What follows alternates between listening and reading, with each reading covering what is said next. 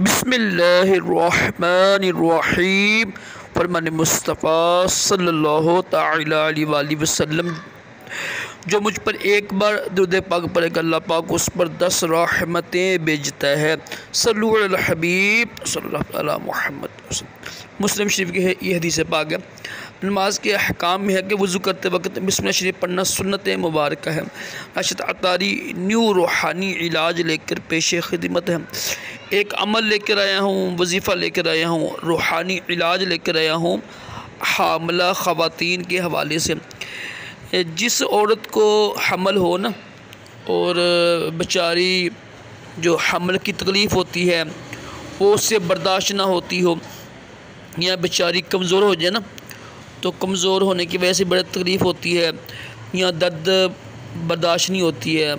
अल्लाह पाक ने एक निज़ाम बनाया, इसलिए तो माँ की बड़ी शान है ना।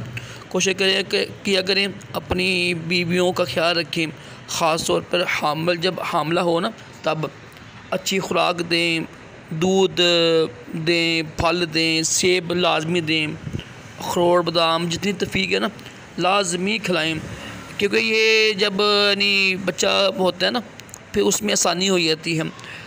तो करना आपने ये है, किसी भी वक्त ना अव्वल आखिर दुरूशी पढ़ लीजिएगा 121 मरतबा, या कवियू पढ़ के ना हामला औरत ख़ुद भी दम कर सकती है, और ये अयाम में भी कर सकती हैं। अल्लाह का नाम है या कवियू पढ़ना आपने 121 मरतबा, अव्वल आखिर 3 बार दूध पर पढ़ लीजिएगा। जब मर्ज़ी पढ़ सकती हैं आप, ये पढ़ कर दम करें, इंशाअल्लाह इससे दर्द ठीक हो जाएगा इंशाअल्लाह अज़्ज़ा वजल।